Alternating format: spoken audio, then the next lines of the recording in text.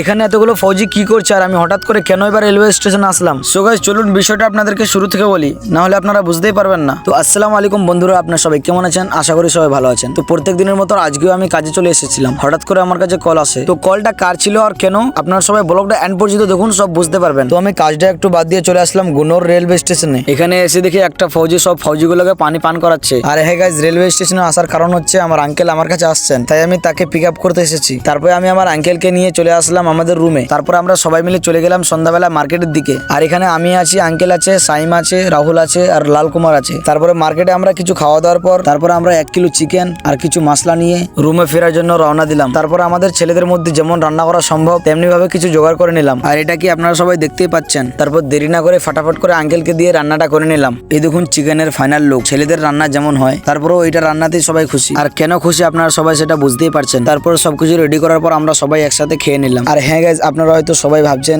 যে আমি আপনাদেরকে অনেকগুলো ক্লিপ কেন দেখালাম না, তার কারণটা আমি পিন কমেন্টে দিয়ে দিয়েছি, আপনারা সবাই ওখান থেকে পড়ে নিন। তারপর সকালবেলা এখান থেকে আমার আঙ্কেল চলে গেল। তো গাইজ এই ছিল আজকে আমাদের হাসি মাস্তি ব্লগ। আর আজকের এই পুচকি ব্লগটাকে আমি এখান থেকে শেষ করছি। আর আপনারা সবাই ফলো এন্ড সাবস্ক্রাইবটা অবশ্যই করে দেবেন। আর হ্যাঁ গাইজ, আমাদের মেইন আইডি ফ্রিজ করার পর আমরা একটা নতুন আইডি খুলেছি ইনস্টাগ্রামে। তো আপনারা সবাই এই আইডিটাকে ফলো করে দেবেন, পিন কমেন্টে দেওয়া আছে। তো টাটা বাই বাই, দেখা হচ্ছে আপনাদের সাথে আবার নেক্সট ব্লগে। ততক্ষণ পর্যন্ত আপনারা ভালো থাকবেন, সুস্থ থাকবেন, আমাদের ভিডিও দেখতে থাকবেন। Thank you full video watch করার জন্য। আসসালামু আলাইকুম।